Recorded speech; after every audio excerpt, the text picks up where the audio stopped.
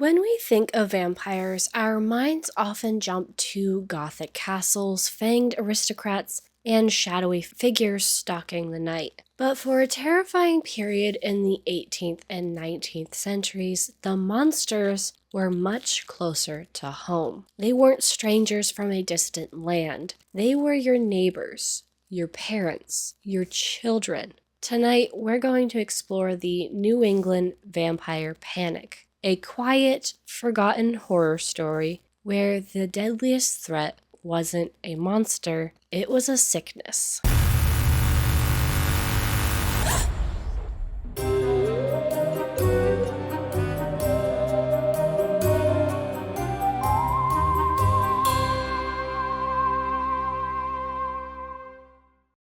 To understand this panic, you first have to understand the disease that fueled it. In the late 18th and 19th centuries, the single most feared illness in America was consumption, a term that perfectly described its effect on the body. Today, we know it as tuberculosis, a highly infectious bacterial disease. But back then, medical science had no answer. Doctors offered wildly unproven theories for its cause, from excessive intellectual work to disturbed electrical energy. In this medical vacuum, people were left to create their own explanations. The symptoms were truly horrifying, and they seemed to be irrefutable proof of supernatural attack. Victims would lose weight dramatically, becoming pale and frail, as if they were being consumed from the inside out. They would suffer from a persistent cough,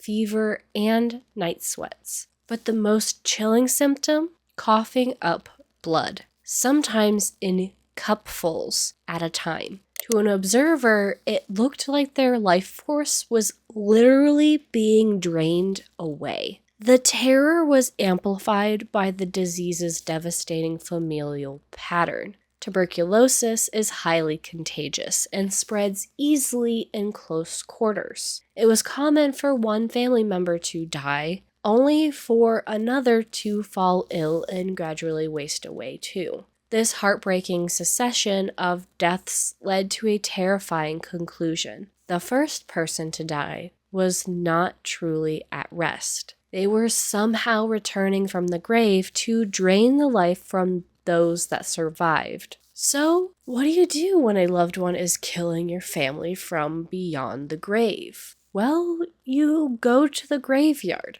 To combat this perceived threat, families and communities resorted to a series of gruesome and methodical rituals. The first step was to exhume the bodies of those who had died of consumption. The corpse was considered a vampire if it appeared unusually fresh, or if the heart or other organs contained liquid blood. This, of course, was simply a lack of understanding about natural decomposition, which can be delayed by cold New England winters. Once a body was identified, the proposed remedies varied, but they were all macabre. In some places, they would simply turn the body over in the grave. In others, they would decapitate the corpse or arrange the bones into a skull and crossbones pattern to ensure it couldn't rise again. The most common and disturbing ritual,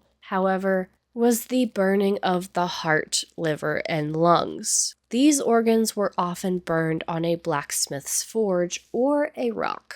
But the horror didn't stop there. In a final, desperate act, affected family members would inhale the smoke from the burning organs or consume the ashes, often mixed with water, as a sovereign remedy. From their perspective, this was a medical procedure, a last-ditch effort to ingest the life force they had lost. The New England vampire panic reached its grim crescendo with the most famous case of all, the tragic story of the Brown family in Exeter, Rhode Island. In the 1880s, consumption began to ravage the family. First, the mother, Mary Eliza, died in 1883. Then her eldest daughter, Mary Olive, passed away in 1884. A few years later, the son Edwin and his sister Mercy Lena both contracted the disease. When 19-year-old Mercy succumbed in January of 1892,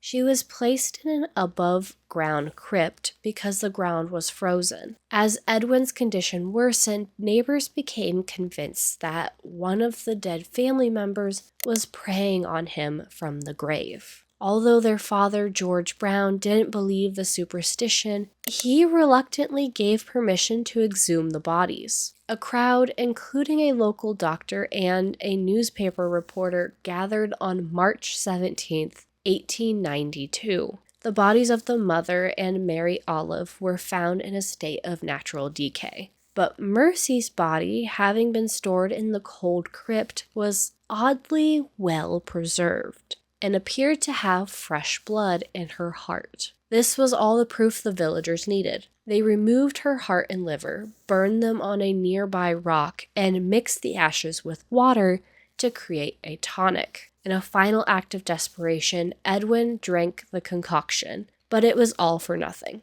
He ended up dying just 2 months later. The rituals were tragic manifestations of helplessness and grief. The families weren't acting out of malice. They were simply trying to save the people they loved when all other options had failed. But the panic was coming to an end. Just a decade before Mercy Brown's death, a German physician named Robert Koch made a monumental discovery. He isolated the bacterium that caused tuberculosis. The sequential deaths within families, once believed to be a curse, could now be explained by the contagious nature of a tiny, unseen organism. This scientific breakthrough did not instantly end the panic. The Mercy Brown case is proof of that. But it gave a rational explanation where there had been none. And gradually, a new understanding of disease replaced the old fears and rituals. While the New England vampire panic ended, its legacy has not. The Mercy Brown incident was a national sensation, and scholars believe the newspaper clippings about her case found their way to the desk of a certain Irish author named Bram Stoker.